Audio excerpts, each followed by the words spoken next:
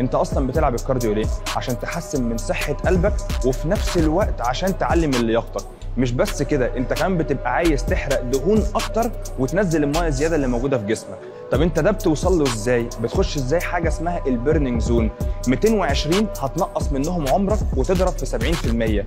دي نبضات القلب اللي انت اول ما بتوصل لها انت كده دخلت البيرنينج زون، وكده انت بتحرق من المخزون بتاع الفاتس او الدهون اللي موجوده عندك.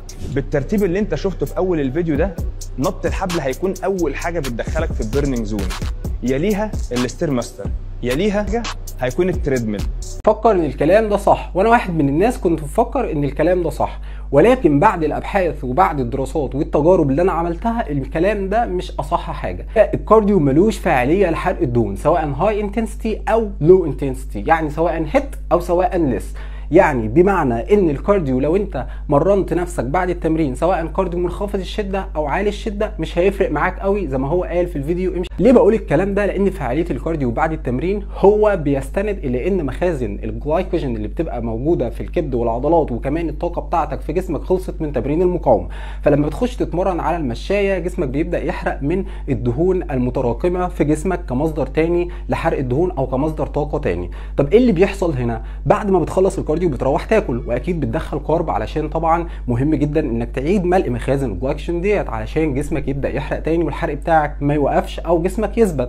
طب لو انا بقى دخلت الكارب ايه اللي بيحصل؟ جسمي بيبدا يوقف من حرق الدهون ويبدا يحرق من الكارب اللي انت دخلتها، وعلى مدار 24 ساعه بيبدا يقلل الحرق بتاعه علشان النسبه اللي حرقها بعد التمرين. فلو جيت تقارن الاثنين هتلاقي الاثنين ايكوال، الاثنين شبه بعض. المفروض اعمل ايه انا دلوقتي؟ المفروض ان انت تهتم بالسعرات الحراريه لان هي الاصل في حرق الدهون، وان هي الاصل في ان جسمك يخس دهون ويزيد عضل. تاني حاجه بتكلم فيها اللي هو كومبيننج، او ان انت تجمع بين الكارديو والمقاومه، خصوصا انك تتمرن كارديو بعد المقاومه والاثنين مختلفين انايروبيك وايروبيك.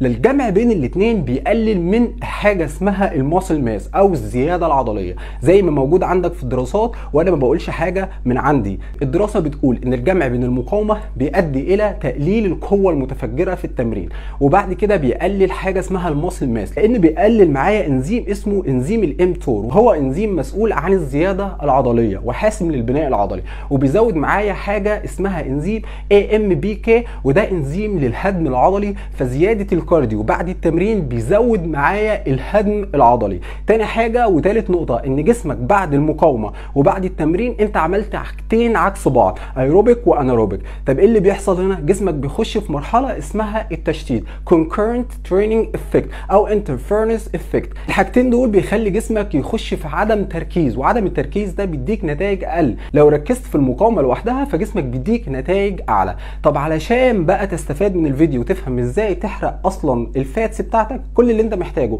تمارين مقاومه، وكل اللي انت محتاجه عجز سعرات حراريه. طب لو انا عايز العب كارديو عشان صحتي والجهاز التنفسي وصحه القلب والاوعيه الدمويه، عادي اتمرن. طب الفكره اتمرنه ازاي؟ حاول تفصل بين الكارديو والتمرين في يوم لوحده، او تخلي فرق بينه من 6 ل 8 ساعات علشان تقدر ان انت تفصل بين المقاومه وتفصل بين الكارديو. طب في حاجه ثانيه مهمه قوي وده اللي انا بروح معاها والاتجاه اللي انا بروح معاه، ان انت تحاول تدخل سوبر سيت ودروب سيت وستريب سيت وجاينت سيت في التمرين بتاعتك. الكلام ده كله انا شرحته على اليوتيوب وشرحته عندي على الفيسبوك على الريلز، كده خش شوف الفيديوهات هتلاقيني شارح كل انواع المجموعات اللي تقدر تتمرنها، لان المجموعات دي بتزود من ضربات القلب، بتزود معاك من شده التحمل، وبتشغل معايا حاجه اسمها الايروبيك. حرقت سعرات حراريه اكتر، شغلت معاك الجهاز التنفسي وسرعه ضربات القلب، وكمان زودت معاك الماكسيمم هارت ريت بتاع ضربات القلب، وفي نفس الوقت برضو ما غيرتش فكره ونوع التمرين بتاعك. الكلام ده انا حاططه لك في دراسات في الكومنت عندي والدراسات اللي انا شرحتها لك.